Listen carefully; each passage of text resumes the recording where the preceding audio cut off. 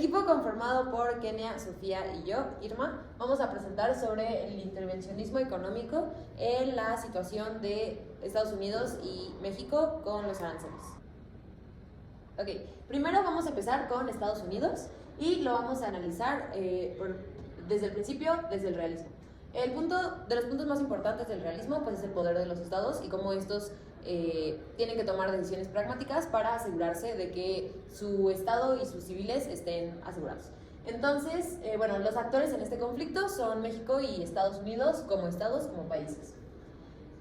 Bueno, primero que nada tenemos el poder que está utilizando Estados Unidos para que se cumplan las demandas que ellos piden, que al final son que se cuide los bordes fronterizos para que se detengan la gran cantidad de migrantes que llegan a Estados Unidos y también la situación del fentanilo y el tráfico de drogas.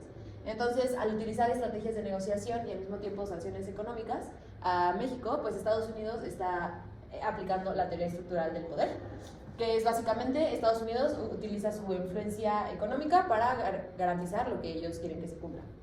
Refuerza el dominio de su moneda y su poder en mercados internacionales. Y Estados Unidos controla la narrativa económica global a través de sus decisiones comerciales. Las decisiones que Estados Unidos tome van a afectar a todo el mercado global. Del poder tenemos, bueno, también es importante la soberanía y la autosuficiencia para los estados. Entonces, Estados Unidos depende menos económicamente de México que México lo hace de él. Y tienen el lema de Make America Rich Again con su pues, nueva presidencia. La desconfianza en el sistema anárquico internacional pues es muy relevante para este tema porque al final ellos no saben cómo va a reaccionar el otro. Eso nos lleva a cuestionarnos si es posible que haya un aislamiento de Estados Unidos en el comercio global. Después tenemos los poderes. En este caso el poder dinámico es la capacidad de Estados Unidos de influenciar sobre los mercados internacionales, como ya mencionamos. Si logra reducir su déficit comercial y aumenta su propia producción nacional, va a depender menos de otros países. Estados Unidos ha demostrado la voluntad de usar el poder económico que tiene y los otros estados lo reconocen. Al ser el hegemón regional al menos, tiene la influencia efectiva tanto en América como en el resto del mundo.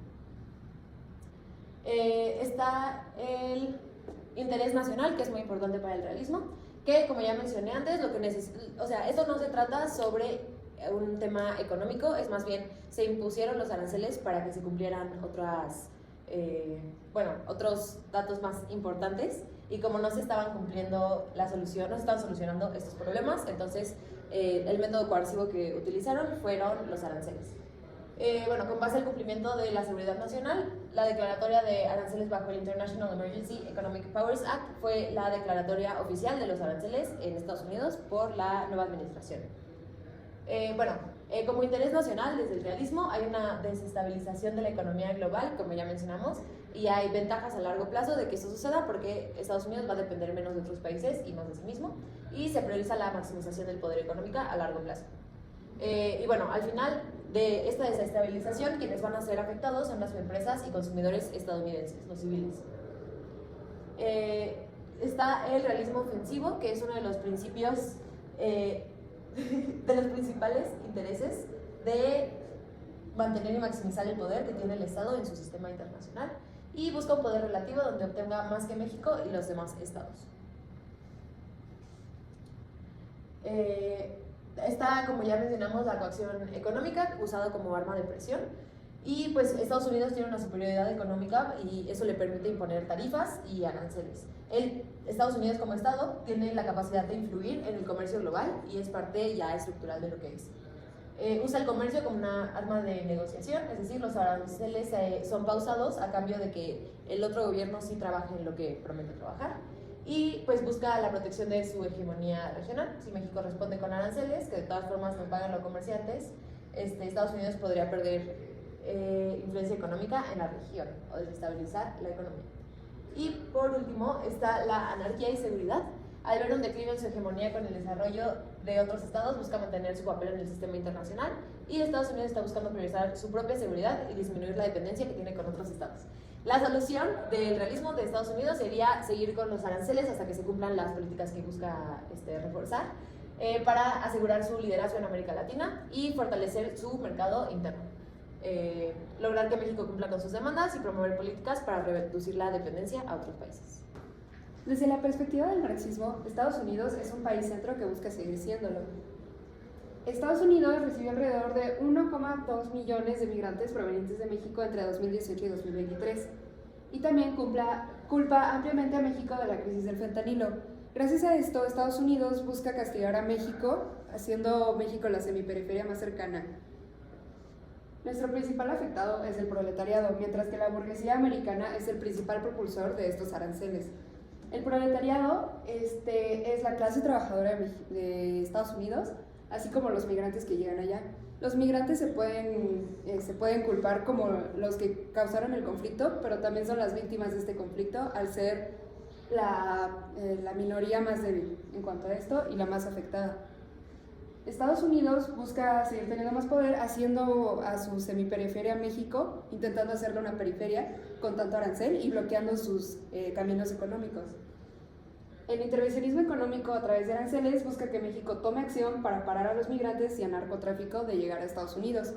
De ser lo contrario, se volvería periferia. En Estados Unidos, desde el marxismo, lo que se busca es permanecer como centro. Al debilitar a la semiperiferia de México hasta que sea periferia para que dependa completamente de Estados Unidos y no tenga de otra más que una, o perder completamente su poder y volverse periferia, así como Estados Unidos ha hecho con Cuba, o dos, cumplir lo que está pidiendo el presidente de Estados Unidos, que es acabar con el narcotráfico en su país, así como frenar a los migrantes en México. Entonces, pues, al final se bloquea completamente económicamente a México hasta que se tome acción. Procederemos a analizar el liberalismo y uno de sus principios básicos es la cooperación. Vamos a analizar los distintos actores que pueden intervenir en este conflicto. Tenemos las organizaciones internacionales como la OMC, que es un foro para la negociación de acuerdos comerciales y en el que participan distintos países como lo son México y Estados Unidos. También tenemos el International Monetary Fund, que busca la cooperación monetaria internacional y pues la expansión del comercio internacional y también el crecimiento económico en los distintos países que forman parte de la organización, además de países de desarrollo. Estas dos organizaciones actúan a nivel internacional y ambas tienen intereses liberales por el año en que se crearon y pues los países que formaron parte de su creación. Después tenemos que Estados Unidos y México tienen fe en el derecho internacional y probablemente utilizarían estas organizaciones para la resolución de conflictos. Avanzando, podemos analizar un poco la cooperación que se ha tenido entre ambos países durante los años. Podemos ver que entre ambos ha existido una relación bilateral que es histórica y donde se encuentra una interdependencia compleja, es decir, no solo incluye un ámbito, pero incluye bastantes, como lo son la cultura, derivada de distintos fenómenos migratorios que han existido en el mundo, y el intercambio que ha habido entre ambos países. Tenemos la económica, que es una de las más importantes, que es derivada de distintos tratados comerciales y también del sistema donde existe un constante intercambio económico entre ambos países. Y por último, la seguridad colectiva. No solo forman parte de la misma región, pero también existe una reciprocidad entre ambos países. Ahora, para la cooperación, podemos observar que existe una relación multilateral, no solo entre Estados Unidos y México, pero también con Canadá. Y esto fue a partir del Telecan en 1994, un acuerdo comercial. Y pues podemos ver que ese acuerdo comercial hubo una negociación en 2019, justamente cuando estaba también Trump en el gobierno de Estados Unidos, y ahora se llama TEMEC. A través de TEMEC podemos ver que se puede lograr tener un comercio que va a fomentar la cooperación y la resolución de conflictos. Esto también se conecta con el liberalismo comercial y asimismo con el libre mercado que se tiene y las ideologías que están con base en el sistema liberal. Ahora, sobre las preferencias estatales, podemos ver cómo las empresas de Estados Unidos tienen un gran efecto en esto, ya que algunas empresas que están en Estados Unidos, como son las automovilísticas, tienen plantas en México y estos aranceles terminarían afectando a estas empresas. Además, podemos analizar el aumento de precio que tendrían los consumidores en Estados Unidos, ya que al ser los productos de México exportados a este país, tendrían que subir el precio para conllevar esta parte de los aranceles. Ahora, podemos ver que desde el liberalismo se busca beneficiar a los ciudadanos, y es decir, dar una resolución al conflicto de fentanilo y migración, que es el mayor conflicto que existe actualmente en Estados Unidos con relación a México. Y en base a estos tres principios que ya mencionamos, podemos ver que el neofuncionalismo puede explicar un poco cómo es que está actuando Estados Unidos. En este caso, busca generar negociaciones económicas primero, para de ahí desatar también la resolución de estos conflictos y pues generar diálogos sobre ellos. Ahora, ¿cómo se puede resolver este conflicto que es tan complejo? Podemos ver que la principal medida que se puede tomar es la renegociación del Tratado de México, Estados Unidos y Canadá. Es decir, se podría lograr una seguridad de los habitantes y también una seguridad económica y pues, resolver un problema que es el de salud pública y fentanilo. Además de utilizar esta negociación económica para llevar a cabo diálogos sobre la seguridad fronteriza que existe entre México y Estados Unidos. Además, a través de la búsqueda de la cooperación entre los tres países de Estados Unidos, Canadá y México, se podrá reconocer la interdependencia de los distintos estados. En conclusión, podemos decir que desde el punto de vista liberalista, Estados Unidos deberá utilizar el TEMEC como base para la negociación, para así también externar las diferentes preocupaciones que tiene sobre otros problemas que ya comentamos y mantener la seguridad de sus ciudadanos sobre todo, frente a las diferentes problemáticas. Y sobre todo también podemos hablar sobre una cooperación importante a nivel regional. Bueno, ahora vamos a empezar con Estados Unidos mexicanos y seguimos con el liberalismo. Entonces, como ya mencionamos anteriormente, los actores, tanto de instituciones como de que ahora es Estados Unidos el otro actor, se mantienen iguales, al igual que la cooperación desde el punto de vista liberalista. Bueno, lo más importante es la cooperación y la diplomacia, que es algo que la presidenta de México ha mencionado mucho durante todas sus llamadas, intentando hablar sobre los aranceles con Estados Unidos. Y pues es que México no busca la confrontación, busca la negociación para evitar los aranceles y garantizar entonces el libre comercio. Lo que pasa con México y Estados Unidos es que son súper interdependientes, como ya lo hemos mencionado, pues dependen totalmente una de otra sus economías y el bienestar de uno afecta al otro. En el liberalismo comercial que tenemos, que identificamos aquí, está la interdependencia económica que reduce los incentivos para el conflicto y Estados Unidos recibe el 83% de las exportaciones mexicanas. Esto significa que bajo el liberalismo tener todos estos acuerdos y todas estas exportaciones e importaciones uno del otro reduciría los incentivos para el conflicto. Tenemos también, desde el punto de vista liberalista, tratados comerciales como los mecanismos de cooperación. Entonces, esta es una pequeña línea del tiempo del Tratado de Libre Comercio que empezó en 1994, que pues impulsaba la integración económica en América del Norte. En 2008 se eliminan aranceles agrícolas dentro del Tratado de Libre Comercio. En 2018, bajo la presidencia republicana, se renegocia el Tratado de Libre Comercio y se vuelve el TEMEC.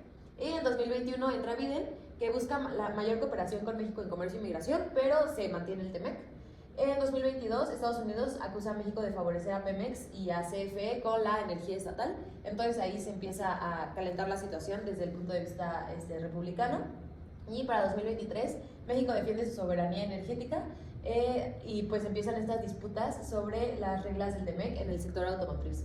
Y en el 2024 empieza la campaña de Trump, que busca reelegirse como candidato a presidente, y una de lo más importante que él menciona, pues es que busca resolver los problemas que traen los mexicanos a Estados Unidos.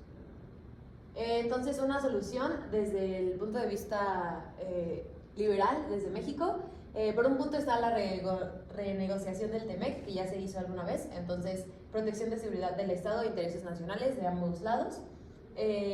México tiene limitados sus recursos para responder y pues tiene el reconocimiento de que el poder que ocupa Estados Unidos. La solución ideal para México sería esta renegociación en la que debe tomar una postura de apertura y se enfoca en que pueda seguir obteniendo los beneficios del comercio internacional que ya tenía antes. Y por otro lado está la opción de impugnar ante la OMC, y esto evita que se perjudique su competitividad, es un mecanismo imparcial y pues refuerza la credibilidad de México como actor comprometido con el libre comercio. Desde el punto de vista del marxismo, pero de la parte de Estados Unidos mexicanos, podemos ver que México actualmente es una semiperiferia, pero Estados Unidos es su centro más cercano y principal. Tiene industrias en desarrollo, pero depende mucho de Estados Unidos como comprador y accionista de las empresas que tenemos en México. México actualmente está en una etapa capitalista, lo cual nos lleva a tener una burguesía y un proletariado.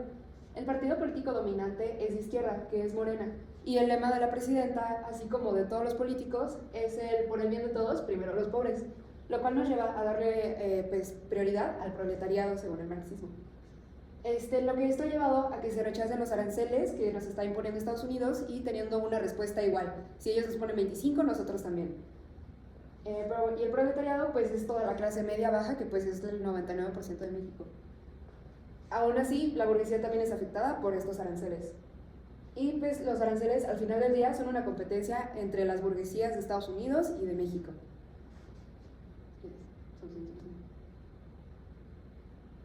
Hay varias soluciones a través del marxismo. En el peor de los casos, se podría volver una periferia, quitando su nivel de semiperiferia. Sí, Estados Unidos se sale como las suyas, y si no le pone un freno a Estados Unidos y no llega a un acuerdo político para frenar los aranceles entre ambos países. También hay una posibilidad de que se vuelva centro si juega bien sus cartas y fortalece sus relaciones con otros países y fortaleciendo nuestra economía interna, así como nuestra industria interna. Esto puede ser fortaleciendo nuestra relación con periferias como América Latina, fortaleciendo con centros como Canadá, que también está siendo afectado por los aranceles de Estados Unidos, así como obteniendo tecnología de China, quien previamente ha demostrado su apoyo a México. Otra teoría que es fundamental que analicemos es aquella del realismo, que toma como fundamento las relaciones de poder entre los estados. Para empezar, podemos ver que un principal actor del conflicto es Estados Unidos, ya que el realismo toma en cuenta a los estados como los principales actores del sistema internacional. Ahora vamos a analizar el poder de México y cómo se desarrolla. Bajo el poder dinámico podemos ver que México no quiere utilizar de ninguna forma su poder económico y que también la influencia de México no es efectiva, es decir, que no tiene ninguna influencia en las acciones que realiza Estados Unidos. Podemos ver que existe una relación de equilibrio de poder en el sistema internacional y México busca mantener apoyando a Estados Unidos históricamente. Actualmente también sigue apoyándolo mediante el sistema internacional. Y también podemos observar que México cuenta con un soft power, es decir, poder blando, que sobre todo está relacionado a los aspectos culturales del país, como podemos ver en esta foto, que incluye diferentes elementos. Ahora veremos el interés nacional. Para México es fundamental mantener la seguridad del Estado y sobre todo de sus ciudadanos. Este domingo pasado, la presidenta Claudia Sheinbaum hizo un comunicado donde mencionó que siempre pondremos por encima de todo el respeto a nuestro amado pueblo y bendita nación. Esto fue el 9 de marzo en la asamblea informativa que hizo para responder a los aranceles que estaba poniendo Estados Unidos. Así que podemos ver que esto es muy importante para este análisis. Después podemos ver que México está tomando una posición de realismo defensivo, es decir, ve a Estados Unidos como un hegemón dentro del sistema internacional y sobre todo que tiene un gran impacto dentro de la economía. México se mantiene reservado en sus acciones, respondiendo solamente de forma defensiva ante lo que Estados Unidos propone, es decir, que solamente reacciona, no tanto acciona. Y podemos ver que complace las medidas que Estados Unidos le está pidiendo, por ejemplo, con la solicitud de elementos de seguridad en las fronteras y que se ponga más atención a la crisis del fentanilo. Ahora, Estados Unidos mantiene un acuerdo para que no se apliquen aranceles a productos del TEMEC hasta el 2 de abril. Este fue su último comunicado que realizó el 6 de marzo. ¿Puede solucionar este conflicto desde el realismo? Bueno, para empezar, México como Estado debe tomar una decisión que sea racional y pragmática sobre todo. Es decir, México debe reconocer que sus recursos son limitados para responder. No tiene los mismos recursos que Estados Unidos y si en algún momento deseara tomar una posición ofensiva, sabe que perdería, por lo que esto no sería racional para el Estado de tomar. Y también reconoce que el poder que ocupa Estados Unidos es grande, por lo que continuará con una posición de realismo defensivo y siempre buscará la protección de seguridad del Estado y también de los intereses nacionales. En conclusión, desde el punto de vista realista, México deberá buscar la supervivencia de su Estado por sobre todo. Y para lograrlo, seguirán las condiciones propuestas por Estados Unidos, entendiendo la posición que tiene en el sistema internacional, además de ser guiado por el status quo. A través de este análisis podemos ver la importancia de comprender la intervención que tendrá Estados Unidos en México en el sistema económico y sobre todo en los aranceles, dándonos cuenta que es una problemática compleja que aborda distintos aspectos. Tener la oportunidad de analizarlo desde estas diferentes perspectivas nos va a ayudar en el futuro a identificar situaciones similares o diferentes de una manera mucho más internacionalista. Muchas gracias.